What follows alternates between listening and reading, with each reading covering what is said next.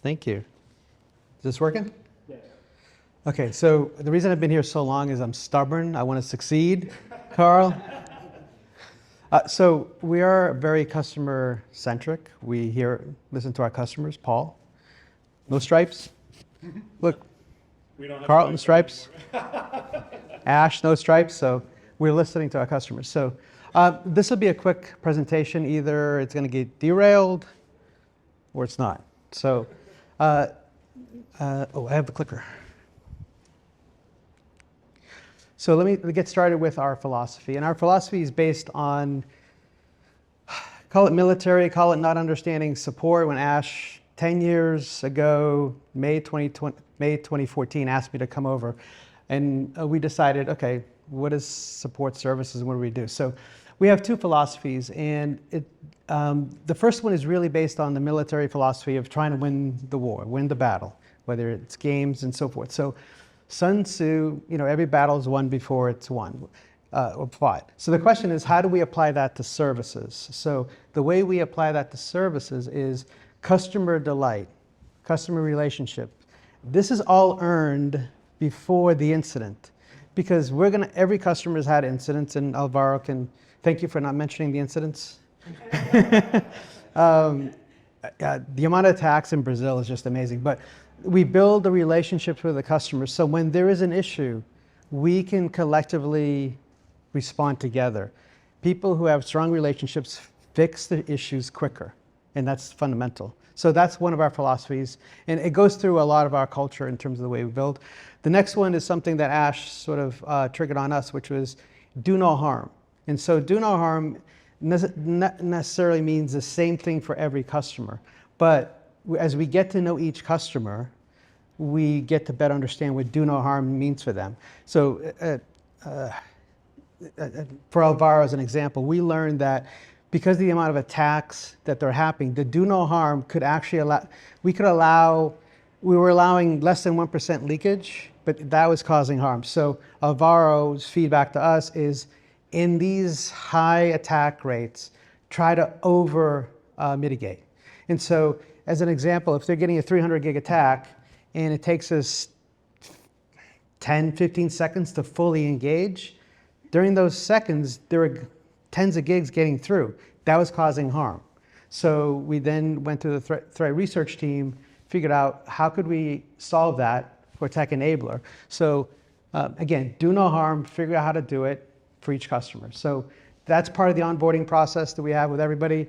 Michael at DigitalOcean, thank you for sleeping. I'll explain how we also sleep a little later, but his sort of onboarding process is slightly different than everybody else's. So again, the do no harm is extremely important to us. So those are our philosophies that we apply to our teams. Okay, so now we're getting to the bullshit. So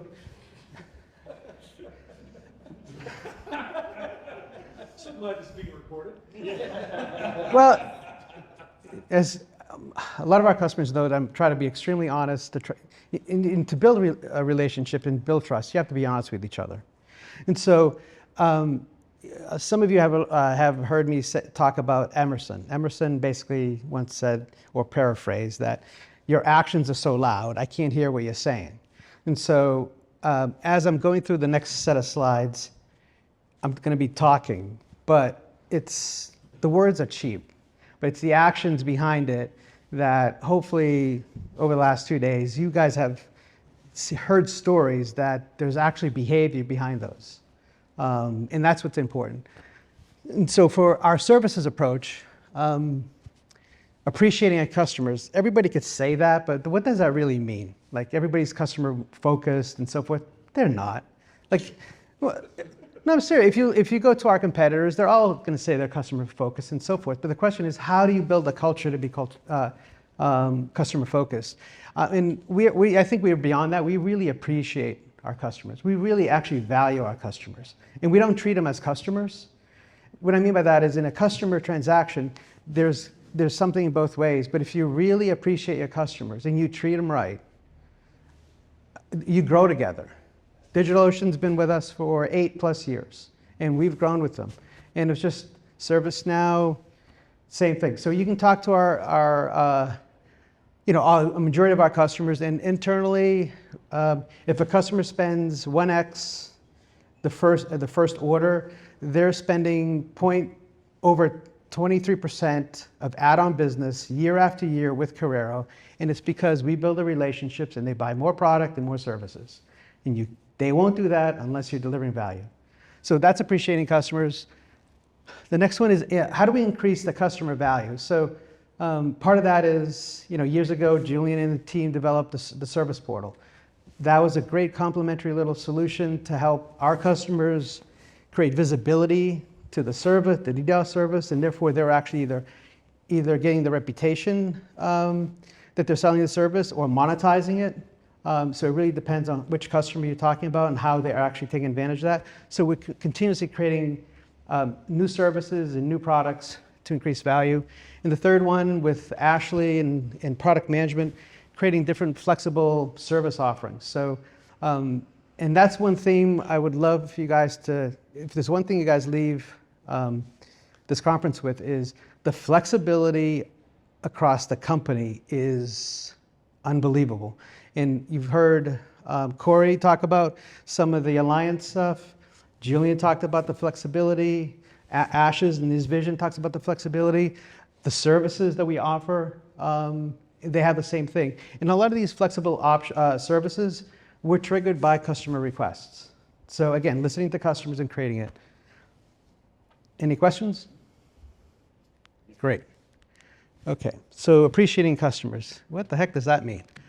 So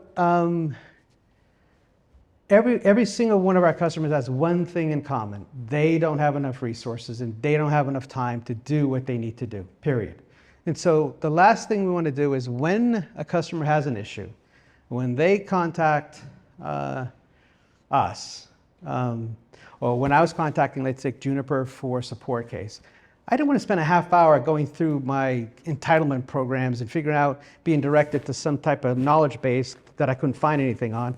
And so we've decided years ago to basically eliminate what we call the level 1 support.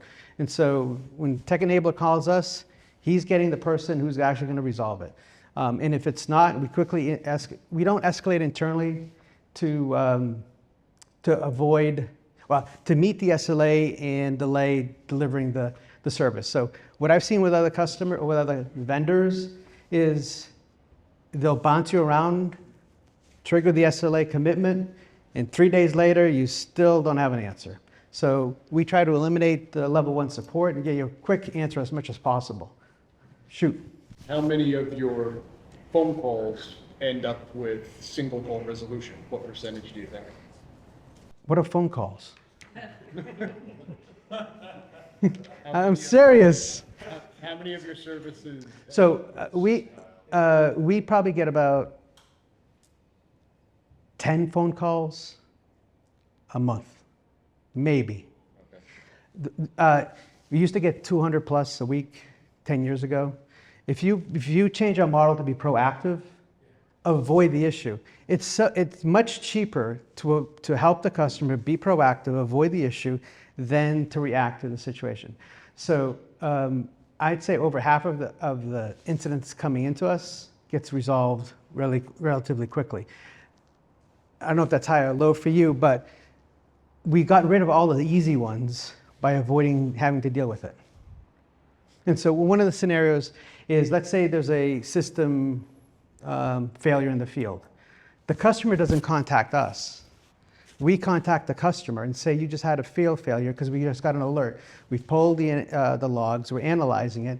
We'll get back to you. And so I'm kind of cheating saying that the customer doesn't call us because they don't. We're contacting the customer. And by the way, the amount of time actually spent doing it this way versus the other way is a third. And it's about being proactive.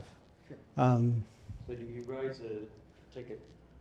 Yeah. We raise a ticket on their behalf. And we have the escalation process. Who should be on that ticket? Who should we copy? It's all in that Salesforce. The sales teams get notified. We pull this data back. If we can't figure it out, we get engineering involved for escalation.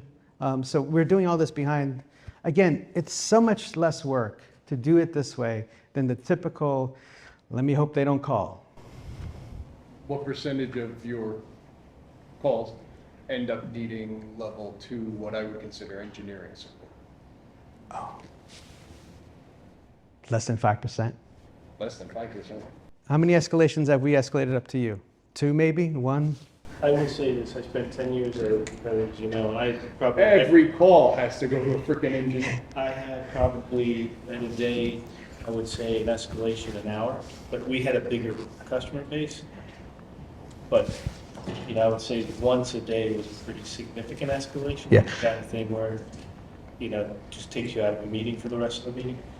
Here, I think I've had escalations. Well, actually, just to be completely honest, Say 2 times. In the into whole you, 5 yeah, months yeah. that I've been here, right? And so we escalate, we share with engineering, we have weekly meetings. I mean, it's like total. But How is the competitor, honestly, it seems like almost every call to ERT equals, we have to go get an I'm engineer. very familiar with it. Not even an engineer, not even while you're on the phone. We Yeah. look at the ticket and then get back to you at some point. Yeah. When an engineer is free. How are you avoiding that? good question. So I'll go, later on, I'll talk about empowerment of people and so forth. Let me actually back it up a second, because this is a really fundamental thing. I think very few people really know about this world in R&D and engineering, or don't ask, or don't care. I'm not sure what it is. But basically, when you're building a product, there's a fundamental period of time that you decide on how much testing you're going to do on the product before it goes out to you. And that's the QA process. In most of the QA process, there is a sort of red line that you snap. It depends on the vendors, it depends on the company, there's philosophical conversations around all of this. Am I going to just test the change features? Am I going to test all the features? Blah, blah, blah, blah, blah, right? But there's a number that you put. And that number could be 100%. Very few companies do that. And that number is, many times around 80%. So the truth is, a little hidden discussion is that many, many, many vendors, I would say probably most, are testing about 80% of the changed features, not all of the features, to get the product out the door fast. And they'll take a model of getting the customers to improve their product in the field by using the escalation. Here, we have a model that we can argue this. There's a whole bunch of philosophical conversations about this in terms of business models, but our model is test the features, make it right once, make sure you don't have problems before you ship it, and you move it out the door. Is innovation as fast as it is in other places? Well, it depends on what you call innovation, right? And where is your quality and quantity conversations? But the real answer to that is that most vendors accept a far higher tolerance for mistakes in the field than we do. So I think that's true. And, in our experience in product engineering, there's this sort of concept of ship-left. The bug is the cheapest to deal with if you never introduced it in the first place. So just like Joe was saying, from a support perspective, if you can prevent the incident, it's the cheapest way to handle it. The same thing extends into the pre-production phase, right? We're a small engineering team. If we spend all of our time on field support issues, we wouldn't build anything new, right? Okay. So we can't afford to fall into that. So we try to front load the process. We don't always succeed, which is why we get the odd incident, but that's just life. But we invest in things like how we design, the philosophy of failure condition handling, the manual testing of QA is supplemented by automation testing, and we invest in that so we can let computers do regression, and so on. And the goal of all of this is to stop it. Traffic generators and so forth. Right, stop it So, getting. I mean, listen, you can go when you source and ask questions. I'm not sure how much of the vendors will come back with the correct answer. Maybe it might be uncomfortable for them to answer the question. But I think it's a very good question when you source with vendors is exactly how much of your changes are you testing in QA and how often. And, it's a direct correlation to support costs. I mean, it really is. And so So I would say that we innovate far less in a year, but when it comes to market, it's baked. That's the trade-off, you know. Yeah, so to help answer that question as well as the investment in the SOC, employees and so forth. So our 100%, well, 90, there's only one SOC member as today who does not have at least one SANS JIAC sort of certification. We invest in people. Every SOC team member has at least one what we call simulation rig. Why? Because if they got an issue from a customer, we want to use that rig to try to simulate it, because if as soon as I escalate up to engineering, I have a management burden to deal with, I'm burdening the team and I'm delaying products.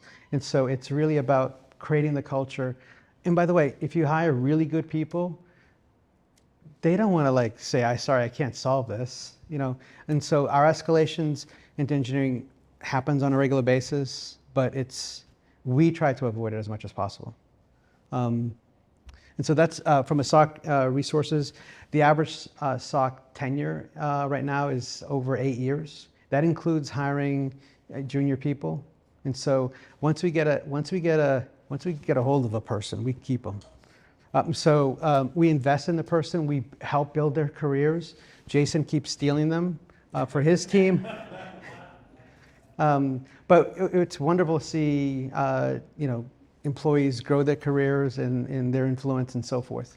The third one, how we save time, is we invest in our customers and partners, meaning the better we know Tech Enabler, the better we know DigitalOcean, the better we're able to respond. Obviously we can't spend time knowing them completely, but having every customer has a specific technical account manager. So that person is better informed. So when cases come in, eventually they go to this person, they're better respond. So it's just a natural flow to save time. Because in the end, if we can save time for the customer, we're saving our time. Next one is about basically customer focus. I couldn't figure out a better title for this one, but in essence, we have, our last CEO loved about number of countries we were tracking, which I didn't, but in essence, we have customers across 50 plus countries, and they're globally deployed, they're regionally deployed. And so example I like to use is we have a lot of customers in Australia. And typically when we get one of those customers, they're surprised that a UK company with a center in the United States is interacting with a Australian company, and they feel like we're next door.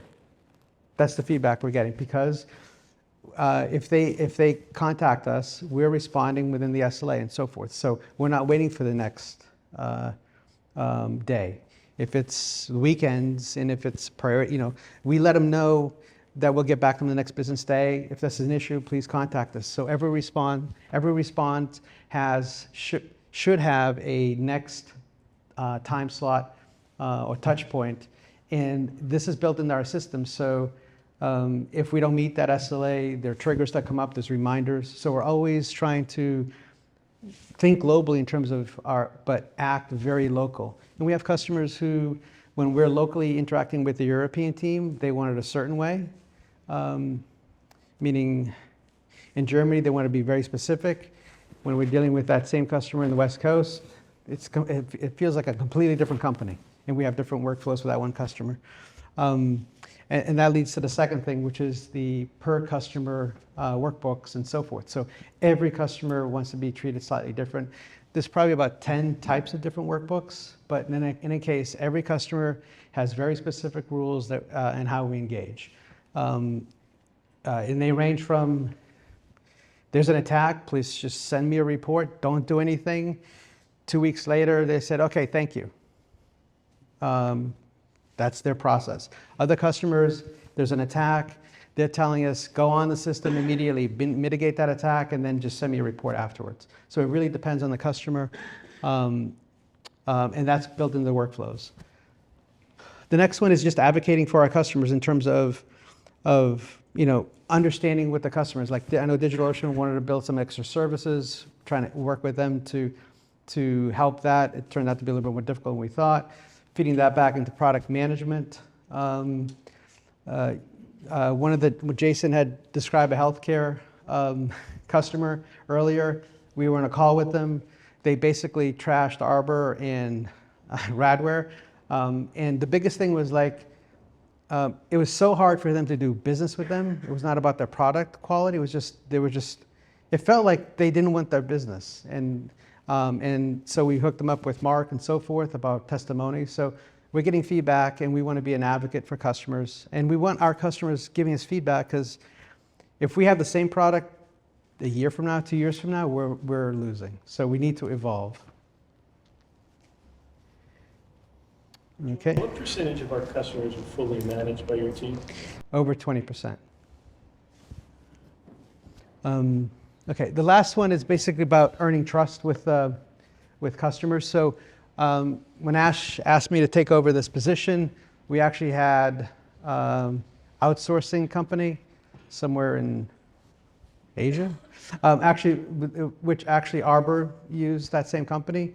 By July, I went back to Ash. 3 months later, I'm at Ash. They're creating negative value for us, and so Ash allowed me to terminate the contract.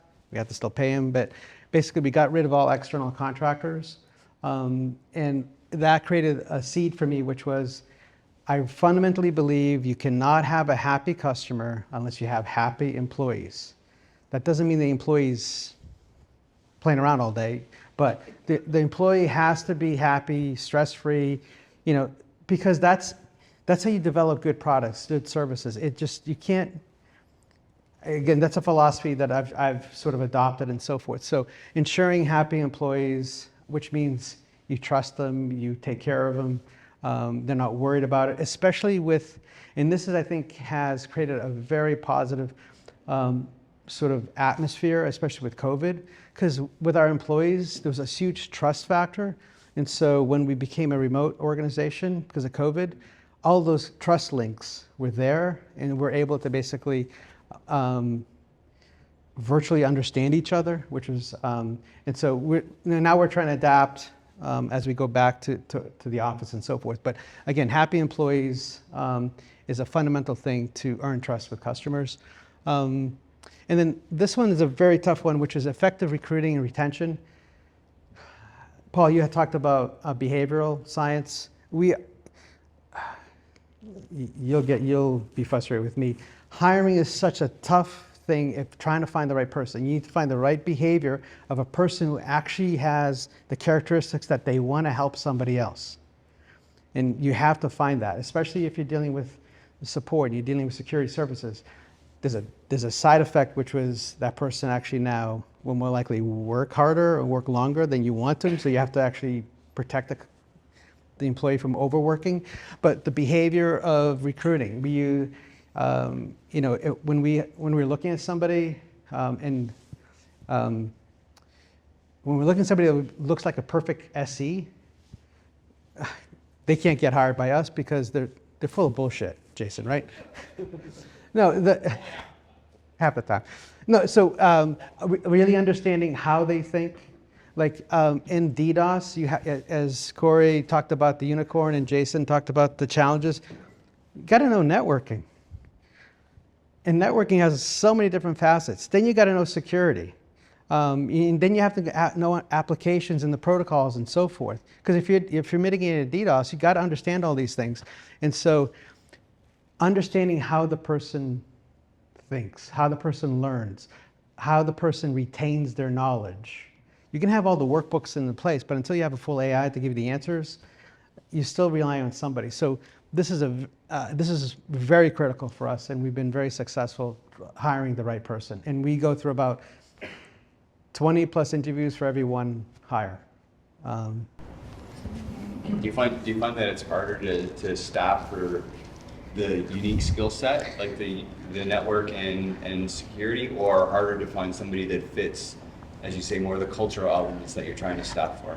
Fundamentally, we're looking for somebody who has the characteristics to want to learn and do the job.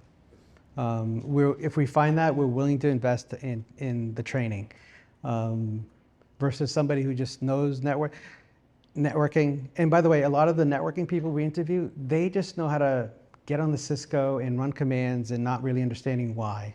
or and so one of the things we always use is troubleshooting. Tell me how you would troubleshoot this fundamental problem, and that's where a lot of people really fail because they can't go to the natural like workbooks and like, oh, this is how I do it, because they're not used to it. So we want to basically put a a new employer, a recruiter, into a position where they're answering questions that they shouldn't be able to answer because they don't know.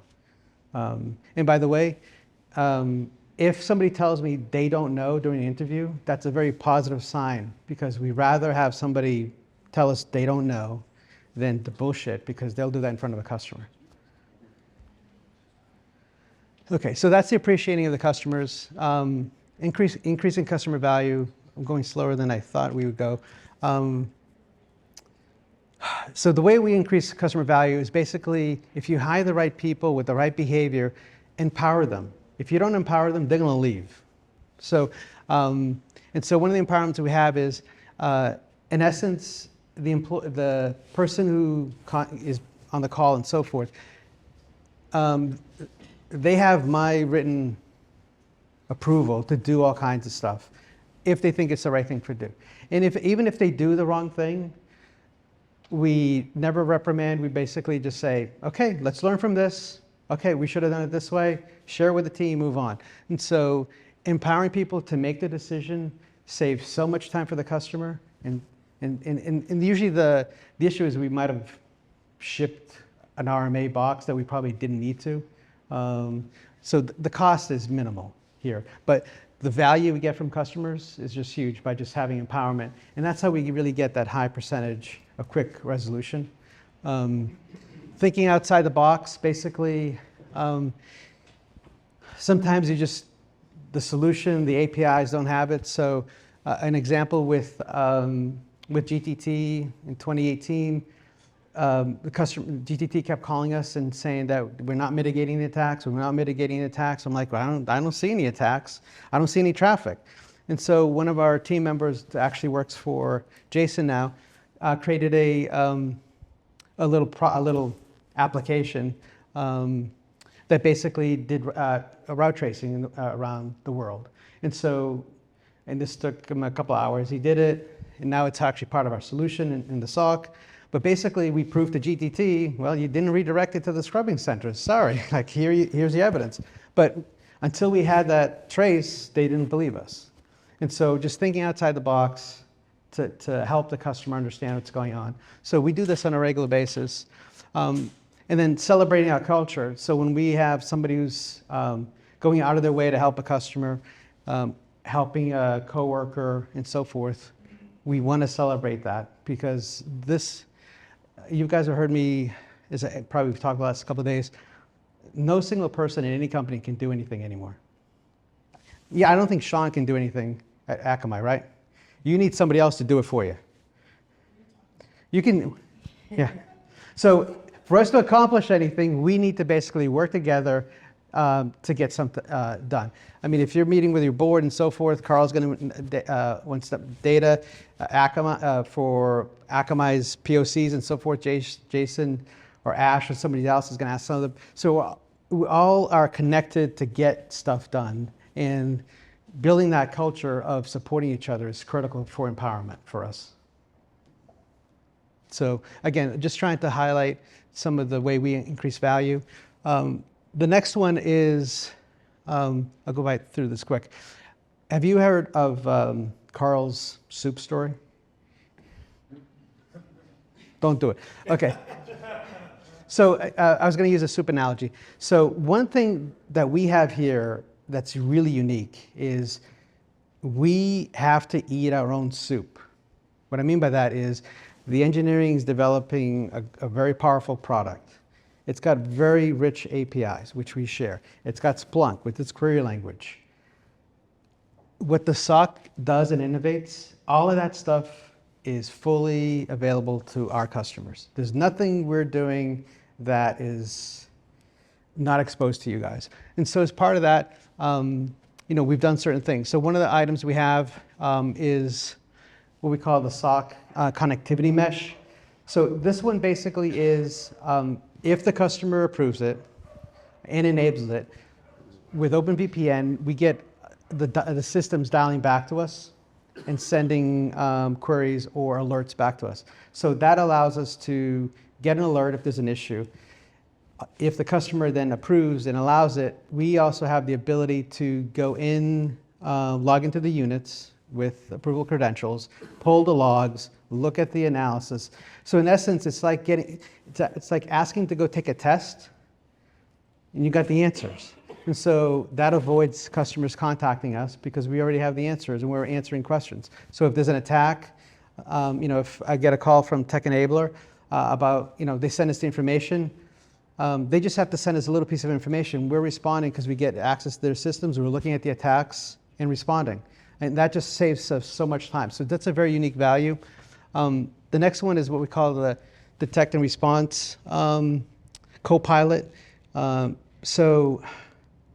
So think of a scenario where there's an attack. It's not perfectly mitigated.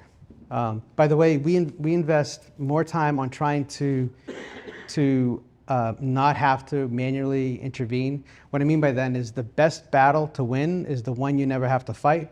So we invest in automation in terms of running scripts where attacks that we know the product doesn't have full capability yet, but will in the next release. We call that autonomics. But for the attacks that need manual interventions, we have a co-pilot, which is basically on Splunk. The data is all within the system. It looks at it, it runs queries, then tells us the SOC team member what it actually recommends you add to the system.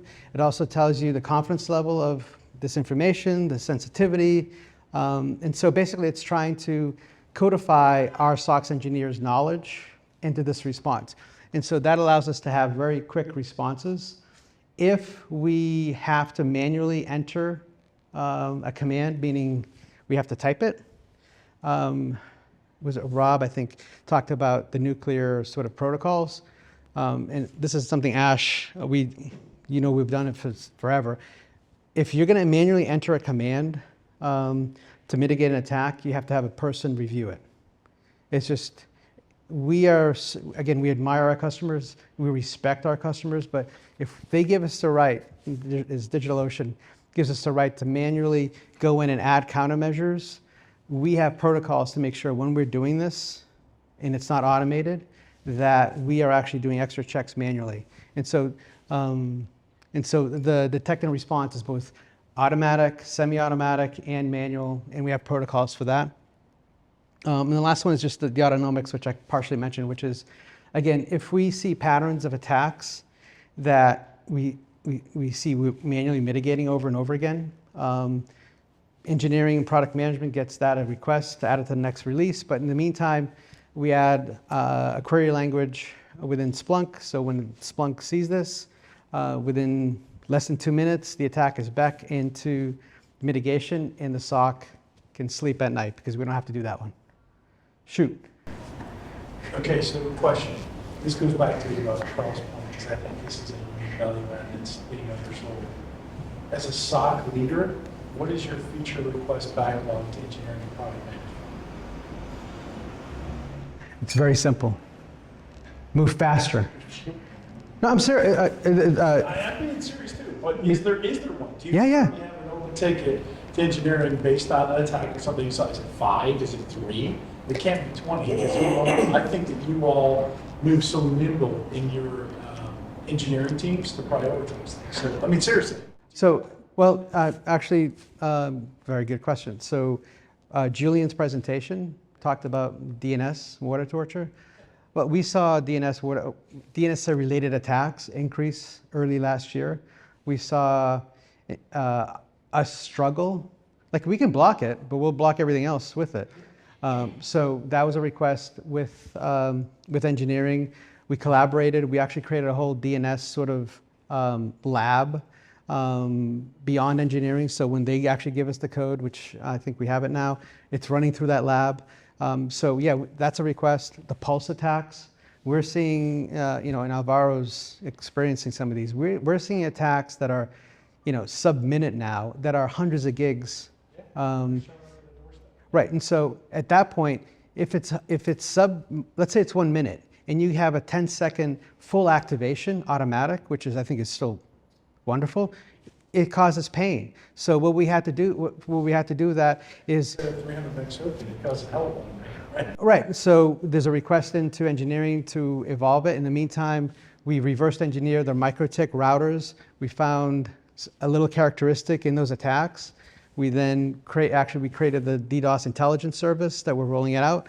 And now those attacks, there's not a 10-second activation, it's packet. As soon as we see a packet with that characteristic, boom, done. And Right, so the point that I'm trying to make is that you know, Carl was saying, you know, okay, so when we release something, it's fully baked. And the answer is yes, we're doing a major release, it's fully baked. But even the work that I've seen in a limited amount of time in our partnership, the speed and agility of the team to actually take a feature request, ingest that, and kick it out the other end is a strength that you have. So we have a we have the Jira feature request list that we maintain all desired NFRs and they're prioritized to your point, right? Exactly. And what we normally do is, especially if it's an escalated NFR and if it's a customer NFR or something like that, it is going to probably be put into the next release. Probably. But yeah, in Jira, you know, Sean has that whole list. It's actually characterized for attack efficacy and so forth. And the list is huge. And Sean on a regular basis helps reprioritize it. That's our Sean. Oh, sorry.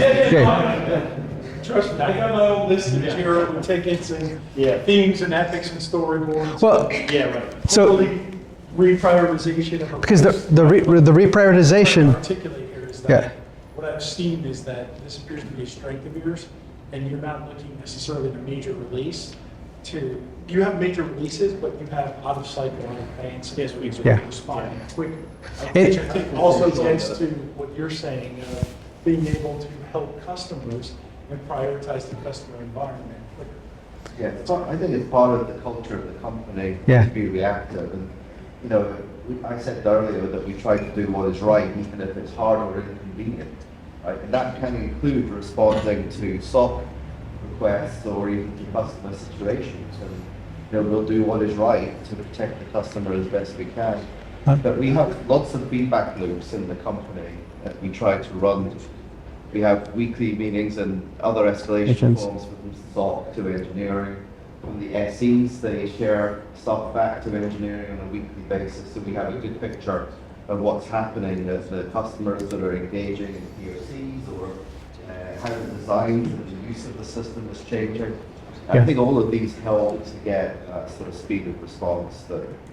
I think to link it back to Paul's earlier question, right, about having to have an engineer involved on a support call, that autonomy, or the ability for a SOC engineer with tool assist maybe to come up with a remedial answer, within minutes kind of thing, gives engineering the time to apply what Julian was saying, is that they don't want to release bogus solutions. Right. So the SOC engineer, because of the programmability of that end of the system, can actually help out a lot, and then passes the request for the formal solution in the next release, onto the list for Julian, that's managed by product management. So that system works very symbiotically to improve customer satisfaction, empower the SOC engineers to solve a problem right away, but also give engineering, time to do it right, as Julian says, in terms of the Another, that's a great point, Ash. Another thing related to that, I think, is serviceability requirements. Because I don't know. If we make the product difficult to support or difficult to diagnose, it makes yours seem like impossible, which results in worse outcomes. So we do a lot to try to head off those things. We get very clear feedback from the SOC of what hurts, what's costing time, and we look at the patterns in that stuff to see if we can invest in one area, get it to a better place, and then this is a win-win for everybody from that.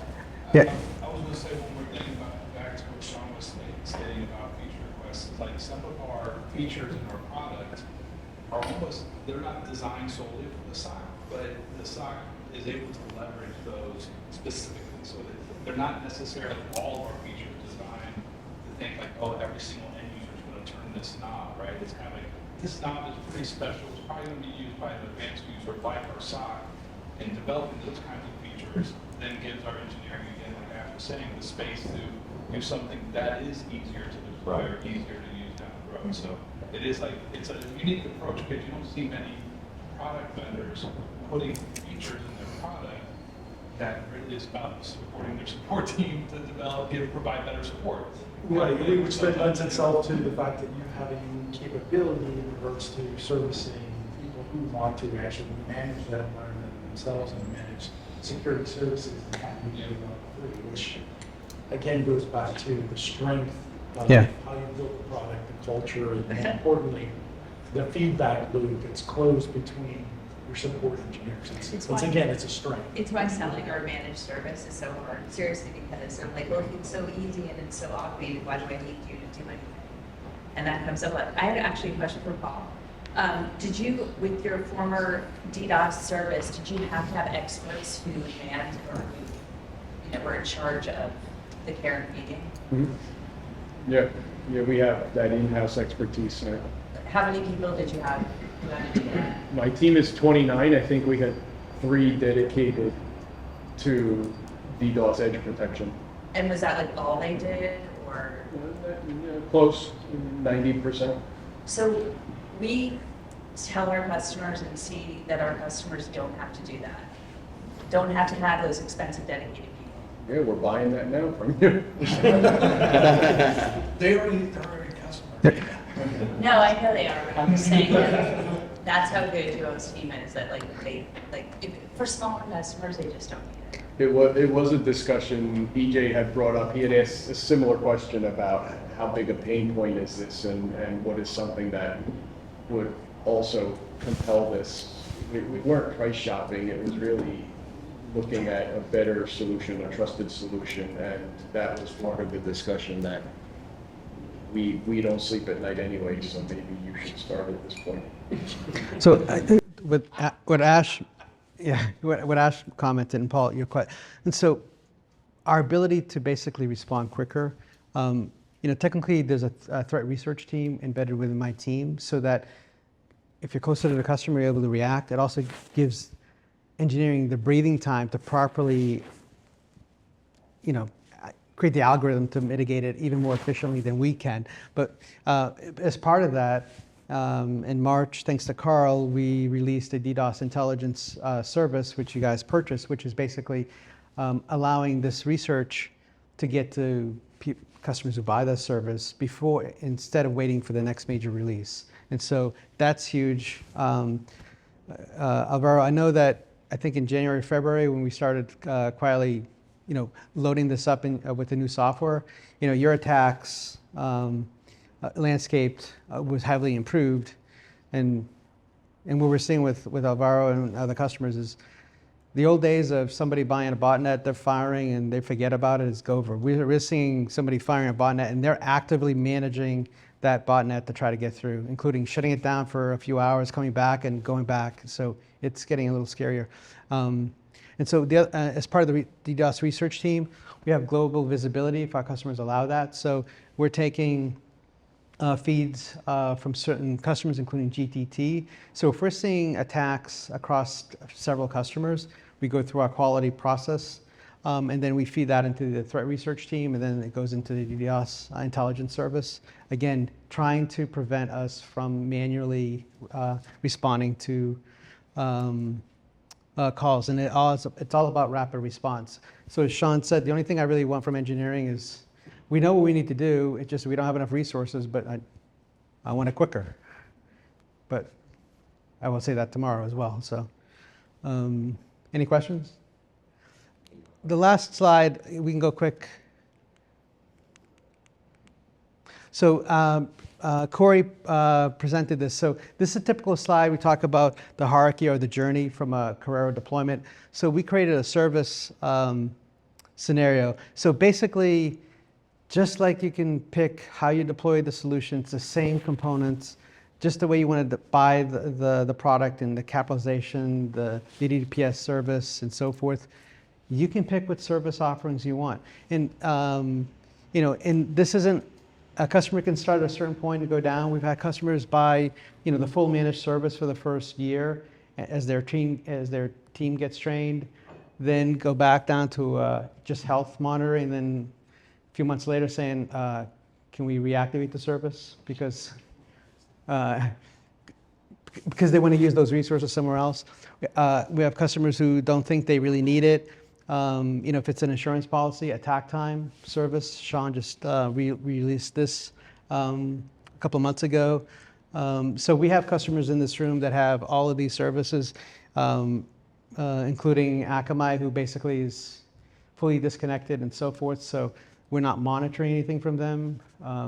We'll go on site and support them.